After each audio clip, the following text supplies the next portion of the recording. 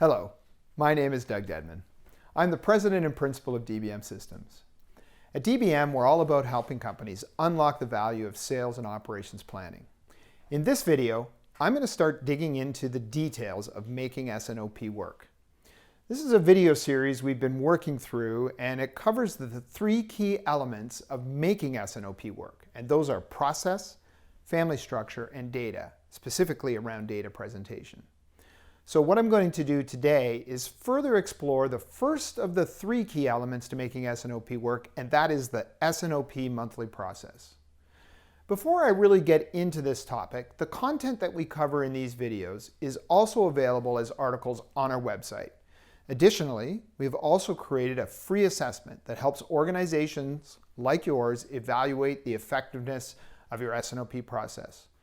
After just a short series of questions, you'll receive both feedback on your current process and a prioritized direction for improvement. Check out the link in the description to take the free assessment today. Now, back to today's topic, the S&OP meeting cycle. As a refresher from our intro video, I covered how the S&OP process is about balancing between the external view of the business, a market-driven or unconstrained view, and the internal view of the business or the constrained view. To do this, I showed the monthly steps in the format to give you an idea of where each meeting fits related to the constrained or unconstrained view. This visualization may not be how you're used to seeing the cycle, so I'm going to switch to a more traditional view of the monthly cycle to demonstrate what should happen in each meeting, what are the outcomes, and who should be involved. So let's start and dig in. So the standard executive S&OP process is based on 4 separate meetings that occur in the monthly cycle. The monthly meeting cycle provides a data-driven decision-making framework to move from an unconstrained demand plan through to a balanced family plan. The process culminates in the executive S&OP meeting where the business leader signs off on the proposed plan. And the diagram that you see here shows that meeting cycle. Each step in the cycle is tied to an established RACI matrix, or responsible, accountable, consulted, and informed. And I will cover the who is responsible and who is accountable questions related to this matrix. Accountability refers to the person who is held to account for the outcome of the process, really the final plan, while responsibility refers to the person that makes sure the task gets completed or develops the plan. So let's get started. At the beginning of the month, before the meeting starts, you'll notice there's a line that says end of month processing. What is that? It simply means gathering the actual data from the previous month. This is pretty important because the S&OP process should be data driven, both relying on the data from your planning systems and feeding that data back to your planning systems. But not only that, the process should be getting the feedback on what has happened in the previous month as a way to validate and improve planning. So what data should you capture? Well, you should look for actual shipments, actual bookings, and production from the previous month, and also a snapshot at month end of your current age backlog and current inventory. These data elements all provide feedback on how well we did with our last plan, and they inform our decision making going forward. As we move into the meetings, you will see how we're going to use this data. So this brings us to the first meeting, the pre-S&OP demand meeting. The outcome of the pre-S&OP demand meeting should be an unconstrained demand plan. This plan should include projected bookings and shipments and projected backlog and be segmented by the major demand types or demand streams. In this meeting, I recommend following a standard checklist, and in that checklist you should expect to cover the following. First, start by reviewing last month's performance. Compare actual bookings and shipments to plan. Use a tolerance level to establish what level of variation should drive to a deeper dive, or like a root cause analysis into the reasons why something is happening. And then validate this against last month's plan assumptions. Secondly, review the booking and shipment and backlog plans by demand streams. These are the go-forward plans, and they really are developed prior to the meeting, but reviewed and signed off by the owners of each demand stream. Once you've reviewed each demand stream, then check the reasonability of the overall demand plan, or really the sum of these demand stream plans and adjust if required. Finally, in the meeting, update your risks and assumptions. You can find more about documenting and using risk assumptions to provide the why behind your numbers by checking out the link that's provided. After completing all of these steps, you should be able to approve the unconstrained demand plan.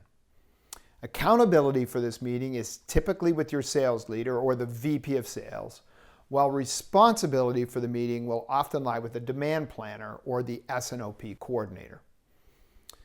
This moves us to the second meeting of the monthly cycle, which is the pre-S&OP supply meeting. The primary output of this meeting is an agreed-on supply plan by family and site that respects your current or planned capability. In addition, if supply is constrained, a recommended or target constrained shipping plan should be developed. This meeting answers the questions: if we can only supply so much, what would a constrained shipping plan look like? Once again, follow a standard checklist. Start by reviewing last month's performance. Compare the actual production to planned production. If it's out of tolerance, then expect answers. This, once again, should be done ahead of the meeting so that it's a discussion of the findings versus just exploring and seeing this for the first time. Determine your ability to support the new unconstrained demand plans. Where have the plans changed? Can these changes be met? If you need to constrain shipments, determine what the constrained shipment plan should be. And then finally, update risks and assumptions. This really is the same step as in the demand meeting, but now you're focused on supply risks and assumptions. After completing these steps, you should be ready to approve the S&OP family supply plans. Accountability for the pre-S&OP supply meeting is typically with your operations leader or the VP of Ops, while responsibility for the meeting will often lie with someone like a master scheduler or the S&OP coordinator. So, you now have the unconstrained demand, bookings and shipments, and a supply plan that is within your capability or with identified increases, and if needed, a target constrained shipping plan. And now this brings you to what is often the real working meeting of the process, the pre-S&OP meeting. This is the balancing meeting. This is where you resolve any issues, make decisions around possible allocations, or managing shortfalls. This meeting sits in the middle of that constrained and unconstrained view. The outcomes from this meeting are proposed plans for each family that include a constrained shipping plan, booking and backlog plans, production or supply plans, an inventory plan, and a capability plan. You should also have identified any decisions required from the executives in the executive meeting, along with the reasons for any out-of-tolerance performance. Typically, all the talking points for the executive meeting are decided in this meeting. Much like all the other meetings, there's a checklist you can follow to help you make this meeting effective. First of all, start by finalizing the plans. This may include allocation decisions for shipments, utilizing upside flexibility, or inventory changes. Then, if there are any unresolved issues, these should also be identified. Identify and agree on the story for each family. And finally, finalize risks and assumptions. There's shared ownership of this one. The VP of Sales and VP of Operations are both accountable for the outcome of this meeting, and the responsibility falls to the S&OP coordinator. This brings us then to the fourth and final step of the monthly process, and this is the executive part of executive S&OP. It's the executive S&OP meeting. Your goal should be to have plans for each of the family sites and have the whole team agreeing on the plans and the actions and how you're going to achieve them, and make sure everybody's on the same page. In this meeting, you should follow a standard format, and the presentation in that standard format should include: number one, reviewing plans family by family. 2, presenting any underlying issues in need of solutions. 3, capturing any action items. And 4, agreeing and signing off on each family plan. Establishing a monthly cadence and incorporating these recommendations will be foundational for your S&OP process. The CEO or president is held accountable for this meeting, and the S&OP coordinator is responsible. The monthly process, however, is just one of the key elements that make your S&OP a more effective process and help to increase executive engagement. You can refer to the link below on how to present data in the executive meeting. A couple of final notes on the cycle as I wrap up. I recommend measuring adherence to the cycle. Focus on 3 areas for this: participation, data, and schedule.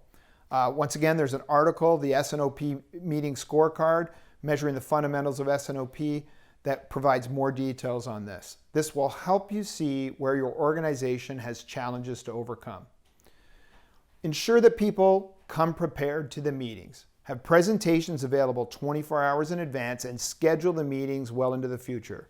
My advice: establish a regular cadence and stick with it. If you're not sure if your S&OP process is working as described or as planned, we recommend taking our free S&OP assessment. Head over to the website, dbmsys.com. It only takes a few minutes to complete, and in the end, you'll receive valuable insight on where your current process stands and custom recommendations to help you improve. Once again, click on the link in the description to take the assessment. As always, if you enjoyed this video and found it helpful, give it a thumbs up. Subscribe to our channel to be notified when our next video is available and to stay up to date with our bi-weekly S&OP videos. The next video will be on the second element of making S&OP work, and that relates to how we set up families. Thank you, and we'll see you in our next video. Thanks for watching today's video. Subscribe to our channel for more on implementing S&OP. You can learn more about how DBM can take your process to the next level by visiting our website, www.dbmsys.com.